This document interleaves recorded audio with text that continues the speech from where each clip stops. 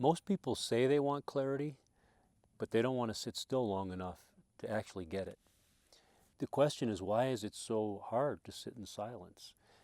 For myself, I have a hard time sitting still in silence, but as a practice, I carve out time every morning to sit quietly. I think why it's so hard is it's hard for people generally to just quiet their minds. Their minds are so busy, and as soon as they awake, they're going. They're thinking about what I have to do today, issues or concerns from the day before, and the mind, the ego, just has a way of running away with its concerns. You could look at it almost as if your ego were separate from you and has its own concerns, and away it goes. And meanwhile, you're wondering why I have such a hard time sitting in silence or sitting quietly. It's just we're not generally conditioned to it. What we're conditioned to is distraction. We get on our device, our phone, our computer. So it takes some internal discipline. It takes a bit of diligence. It takes a certain amount of determination to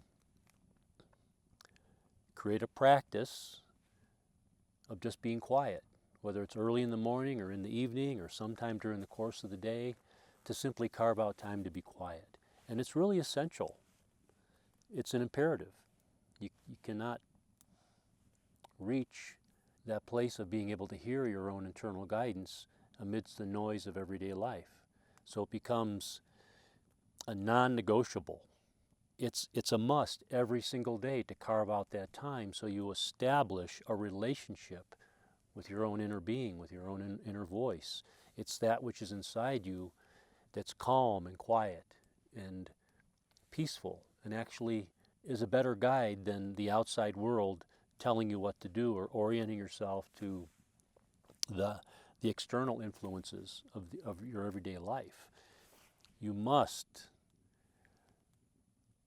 ground yourself. You must connect and deepen and strengthen that connection within yourself every day. It's like any kind of relationship with someone. If you don't talk to them ever, you're not going to know what to say, and you're not going to have a relationship. But if you attend to that every day, it'll strengthen more and more till it becomes an integral part of who you are. What could you do? How much time could you carve out? 10 minutes? Start with 10 minutes. That turns into 15 minutes or a half an hour. For me at this time in my life, it's rarely less than 2 hours. I'm just that committed, and it makes that much of a difference. If that's all I got done today, I know I did the most important thing I could do for myself that day. And it's hard to even calculate how many hours I saved from going down any number of rabbit holes that would have been truly a waste of my time and my energy.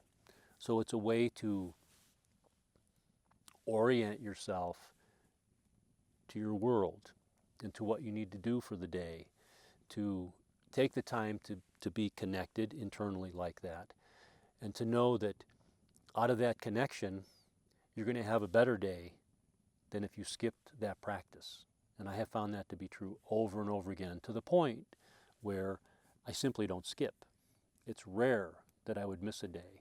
And I would invite you to develop a practice like that for yourself where you just don't miss. It's too valuable. It means too much to you. You care too much about yourself and your internal connection with that deeper part of you to neglect it. Okay, so a really simple way to begin is find a place in your home, a corner, a table, a chair, a room, if you have an entire room that you could just claim for yourself. Begin with something as simple as lighting a candle, sitting down. For me, it's get my coffee, get to my chair, and I light a candle, and I just sit quietly for a moment. Oftentimes I'll have really quiet music in the background that's in the background. It's not, impinging upon my quietude or my awareness. And take a few moments to express your gratitude. I know many people have a gratitude practice. We'll just take it a little bit deeper and keep a gratitude journal. That's a great way to start. Find a place in your home, a place to sit, a table, light a candle, have your hot drink, coffee or tea, and have a gratitude journal.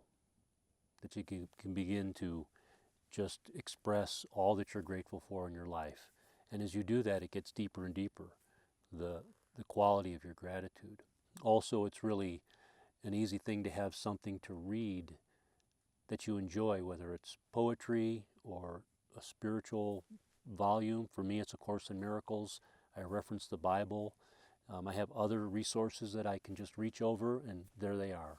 And it's a practice every day. And I use that time. It's a time of study. So I alternate between reading quietly, sitting quietly, closing my eyes, meditating on what I've read, maybe journaling something about what I've read, seeing what gets stimulated. Now, if you only have 10 minutes, maybe you can't do that much, but you can begin the practice and give yourself that much. So if you stay with it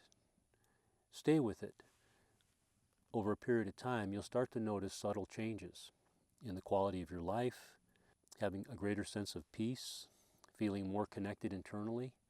How I describe it often is when we are connected in the vertical plane, we stabilize ourselves in the vertical plane, which is to say to be grounded, to be connected. I go like this, pointing upward, but it's like grounded and connected. That vertical stabilization stabilizes the horizontal plane, which is our everyday waking life. And we don't have to look very far to see instability in the world around us. And you can be sure it's because people are not connected. They're not vertically connected and stabilized in that way. So what you'll begin to notice is more ease throughout your day, more grace, feeling a sense of connection, seeing signs and synchronicities, and really paying attention and noticing when people respond to you differently or things line up in a way that perfect. I couldn't have done that better if I'd tried. So the universe begins to respond to your alignment. And in a word, that's what it is, being aligned. Aligned with the divine within you. Aligned with the way the universe works. Aligned with spirit. It changes your life, not all at once, but gradually. And then things can happen all at once. It's like a great surprise, a miracle. Miracles abound in that space when you create a space for grace in your life. So I hope that's helpful. Stay close to the fire, and I'll see you next time. Adios.